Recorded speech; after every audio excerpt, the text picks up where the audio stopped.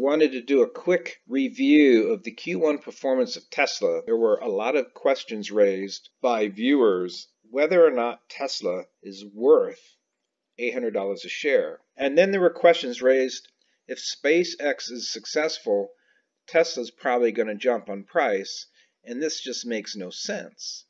So let's just be clear what's happening with Tesla. For a long time, the naysayers have been saying that Tesla is a fraud. They've said he's a con man, promises crazy things, and never delivers. Put this into context. If half the people that are shorting Tesla stock believe that he's a con man, his big aspirations are fraud, then what happens to their perception and those who follow them when SpaceX actually delivers on sending 2 American astronauts to the space station from US soil? Do they still think he's a fraud? Because he's actually delivered on an unbelievable aspiration in terms of returning man to space. So the rally you're going to see in Tesla is not because SpaceX was successful, it's because it validates Elon is real. It suggests that Elon's not just talking nonsense, but he's able to execute on hugely aspirational goals. So it's the execution of these aspirational achievements that dilutes the influence the naysayers have on the value of Elon as a person and any business that he is driving. So you have to see a shift in sentiment because of his capabilities to deliver where others have failed. So they weren't wrong to be naysayers, because 99% of the leaders would fail. But Elon is in that top 1%. And this is just validation of that. So let's just go through the Q1 summary for Tesla. And I want to kind of help some of you think about this business differently than Elon is full of it. He's going to disappear. Okay, so let's just go through the numbers. And I'll just point out a few things. I'm going to go through this really quick because this stuff can get pretty boring. But this is an amazing business. So you really should spend a bit of time looking at this business. But let's just go through the financials real quick. I'm just going to highlight a few things. This is not going to be a long video. What we saw in terms of the highlight, he actually increased their cash and cash equivalents in Q1 by $1.8 billion. Just so you know, remember just before the markets collapsed, he actually went out and raised over $2 billion in cash by selling stock and convertible notes. So that's where this cash increase came from. The free cash flow from operations were negative. Okay, so they have negative free cash flow in the operations, but the cash and cash equivalents actually went up by $1.8 billion. So understand the difference here. The business didn't become hugely profitable and generate this money here. That's from raising capital in the equity markets, which meant there's now more shares outstanding than before, and you'll see that in the financial statement. And then what you see here is there's negative cash flow. So that kind of contradicts each other, so you need to understand where that money's coming from. But basically, he's saying here they had negative $900 million due to inventory growth. In other words, they manufactured a bunch of vehicles but did not get them delivered, did not get them sold. And that caused negative cash flow. They had operating income of $283 million. Okay, so they have a 5% operating margin, so they made money. Now I want to point something out here. The difference between they made $16 million income and non-GAAP income is much higher. This is a number you should ignore or use it to assess what they're really doing. Do you know what the difference is between their GAAP and their non-GAAP, which is usually, what is SBC? Any guess? Does anyone know what this is? Stock-based compensation. So what's the difference between GAAP and non-GAAP? They like to take out the huge bonuses that Elon's going to make and all the stock options that they're given to management inside these companies. They split them out and they usually lead with this non-GAAP number, but the SEC demands that they lead with the GAAP number. The SEC says it's not right for you to strip this out and try to tell investors that you made $227 million. Now, management will tell you this compensation is not a recurring number, right? I mean, we might have them this quarter and we may not have them next quarter, but when you look at the financials for every company, they get them on a regular basis, just like every other cost in the business. So it's ridiculous to split these two apart. Reality is they only made $16 million in income, and because they achieved their management bonus goals for Elon Musk, he's entitled now, they just announced this week, to $770 million in free call options on the stock at a strike price of $350, I believe. He gets free call options at $350. He has to keep them for 5 years, and then he can wait and see what happens to the stock. And if the stock goes to 1,000, then obviously he makes multi-billions of dollars that he earns. Effectively, when he realizes that gain and sells that stock, dilutes all the other shareholders. And that's what all companies do. They dilute you, right? They take money from you without actually reaching into your bank account. They just issue more shares, sell their shares into the market to the next person to buy it, and you get diluted, and the earnings per share goes down over time. So you should be concerned about this, but many people don't understand this. You can read this. I'm just pointing out a couple things that you should be thinking about. So Shanghai Factory came on. Model Y deliveries are way ahead of schedule, okay? And then when we look at the revenues, it actually went down in Q1 from Q4. They actually dropped 20%. And here's something I want to show you. Regulatory credits. Tesla, because they're all electric cars, they actually end up with a surplus of carbon credits. And other automotive manufacturers who are bound by regulatory rules in the US, they have to produce so many electric cars. When they fail, they have to buy carbon credits from someone else.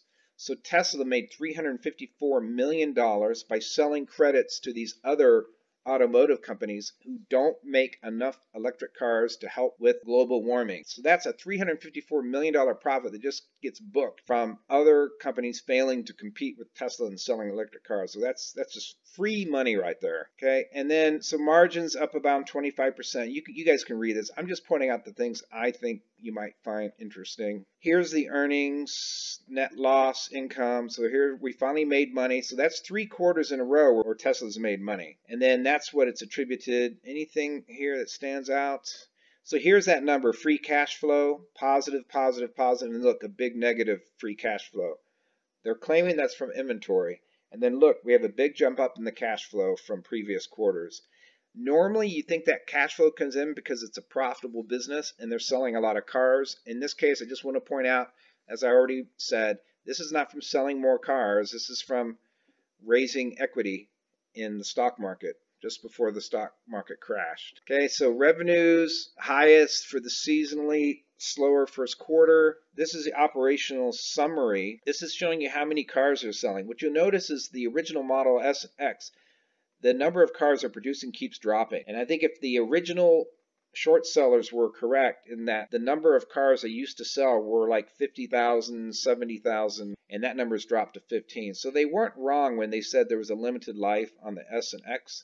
But what they didn't anticipate was that they'd come out with a cheaper version, Model 3 and a Model Y, and those numbers have just skyrocketed. So what you're seeing is that overall, the number of vehicles keep going up. And obviously the Model Y is going to be hugely popular. This just talks about deliveries, okay? And then, they do lease cars, and so we do worry about them having many cars that were leased. As it turns out, it's a pretty small number.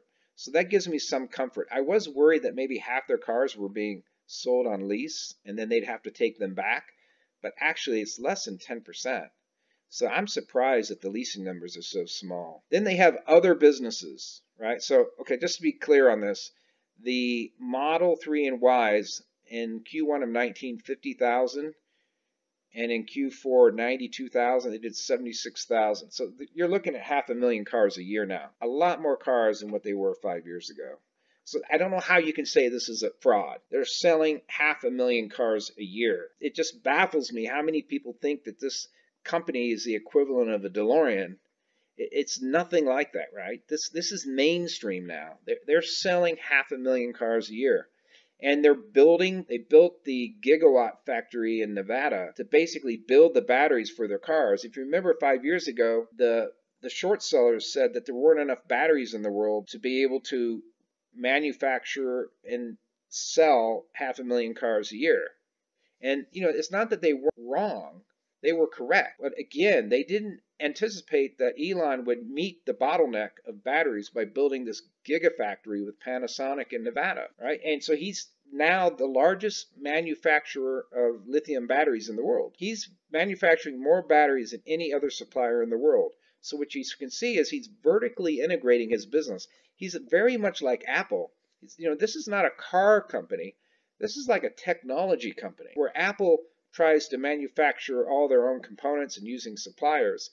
Tesla's doing the same thing. He's working with suppliers, or he's building vertically the capabilities through Tesla themselves or with partnership. This is amazing the way that he's been able to execute and address every single bottleneck that's come along. And then he obviously absorbed Solar City, which was a business that he gave to his cousin, and then they kind of ran that into the ground. So now he's trying to rebuild that, and he's basically trying to vertically integrate Tesla. He wants to sell you a car and use that platform to deliver lots of capabilities. And then he wants you to bring that home, and then he wants you to use solar power from your roof that he wants to sell you. He wants you to store it in a battery pack that sits in your garage. And then he wants you to plug your car into that power pack. And then he also wants that to basically provide power to the rest of your house. He's vertically integrating his technology and automating the lifestyle of his customers in a way that no one else is doing today. So he's an innovator, right? He's delivering technology, and the primary platform he's using is a car. But it's far more than a car that what he's delivering. Okay, so we can see he's got solar power. He's deploying it at the home. He's also doing utility level power plants. He has one in Australia, and they're now working on other locations as well.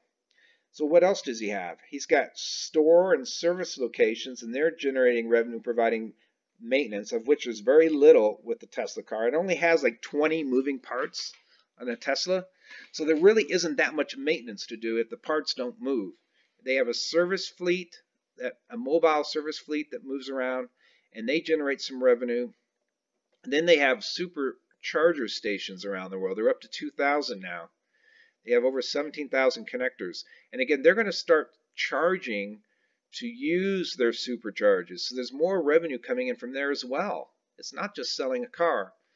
So you can see what's happening here is the installed annual capacity. They're looking at 400,000 in Fremont, 200,000 in Shanghai, which is currently in production. So they're obviously ramping up. Now, they're pushing back the Tesla Semi to 2021 to make room for the Model Y, which is going to be hugely popular. And again, Shanghai is just an incredible factory that was rolled out so quickly. And right here, you can see, here's the Tesla Model 3. It's actually outselling all the other main sedan competitors, the Tesla Model 3. So it's the top selling main sedan car in America. They're selling more cars than any other main sedan competitor. So you can't say he's a fraud. He will never deliver on his cars. He'll never sell his cars. He's selling more Model 3s than any of his competitors in his space. Here's the Model Y. It's just started production, but look at the potential market share that they have. It's double the market share potential of the Model 3. So you can see why he's boosting production of the Model Y before he rolls out the Tesla Semi, before the Roadster, and before the Cybertruck. So as you can see, he has high aspirations delivering many products. And this company is going to be bigger than Apple. It's going to be bigger than Amazon. It's going to have a huge impact in people's lives. Now let's just talk about the core technology really quick. The autopilot and the full self-driving capabilities is way beyond any of his competitors. They've got over 1 billion miles of data. Okay, over 1 billion miles of data recorded for their autopilot. Waymo is in second place. They actually have their cars on the road in, I think, one city in Arizona. And they are in second place. They have 10 million miles of data that they're using to analyze and improve on their platform. Can you imagine? They have 10 million, they're in second place, and Tesla has over 1 billion or 2 billion in miles driven. If an auto manufacturer has a defect, they have a recall, you have to go to a dealer, you have to wait, you have to get a rental car, and it might be months before they can actually have the software or hardware available to be able to make the changes or to fix the problems. But with Tesla, it's all software driven, and all cars are connected to the internet. So it's simply a download at night. You connect your car in at home to recharge, and while you're sleeping, the car is updating its software and solving and tweaking whatever problems they have. And they do the same thing with the battery and powertrain. So they are an innovator, right? Don't think of them as a car manufacturer. Look what's happening with their battery. The battery is the single biggest problem that people complain about. They have range anxiety. In April of 17, this is the gap between Tesla and their competition. Now, everyone's telling you the competition is catching up with them. Everyone's telling you that Tesla will not be able to compete with the other manufacturers as they roll out their products. Okay, that's April of 17. April of 2020, this is the range gap between Tesla in red and all the highest end non-Tesla EVs. The gap is widening. They are an innovator and they are moving faster than the competition. As time goes by, they're just going to get better than the competition. These people can't keep up with them. 137-mile gap now between Tesla and their nearest competitor. And that's after 3 years. Now, for those of you who don't know, they have the solar roofs, so they have beautiful roofs. They're expensive. Hopefully they get the cost down. I spec'd one out for my house. It was like $80,000. And a normal roof for my house is $15,000. So prices need to come down, or they're only going to be deployed in cities that have sunlight most times of the year. But this is going to be amazing how they can integrate the power from your roof, run your house, and run your car. When we look across the business in terms of the outlook, they believe they have capacity now to exceed 500,000 vehicles a year, despite the production interruptions. Again, that's ambitious with production interruptions that we've seen, but we'll see what happens. He's always audacious in his proclamations about what he can do. But again, he pushes the boundaries, and he is an amazing executor. All right, so that's what's happening with their business there. This is the Shanghai factory like 12 months ago, and then 10 months later, this is what it looked like. This is unheard of. He told people he'd have the factory up and running and selling cars by the end of 2019. Everyone said he's a con man. There's no way he could do it. In December, he rolled off the first cars out of the Shanghai factory. This would never happen in the United States within a year. And then here's something, you guys, I don't know if you can appreciate this, but this is something quite amazing. He's got to bring the cost of the Tesla car down, right? So on the left is a typical rear underbody of a Model 3. 70 different pieces of metal have to be put together to make this back end. With the Model Y, he's got it down to just 2 pieces instead of 70, and eventually he's going to have a single piece. Now, he's applied for a patent. He basically told his guys that he wanted to have, instead of 70 pieces, he wanted 1. By the end of the year, they got it down to 2. But he's actually built a machine that does not exist. Okay? He's actually applied for a patent. He's built a monstrosity of a machine that is capable of building the entire back end, just as one machine. So instead of having 70 people standing around the car trying to put each of their pieces together, there's just going to be one mold, one piece for the back end. That's going to bring the cost down significantly. It's also going to improve the delivery time. So again, he thinks outside the box. There was nothing capable of doing it. So what did he do? He built it, right? And he's got the patent for it. So if other people want to use it, they're going to have to license it from him. Crazy, this guy. You can see the numbers. You can look at them. What's important is to understand this guy is an innovator. Trailing 12-month number. What that means is each number you're looking at here, so it's not the calendar year, but it's just a trailing 12-month number. And it just kind of shows you how they're progressing over time. They're very close to becoming profitable on a trailing 12-month basis. Okay, so he's growing the business exponentially.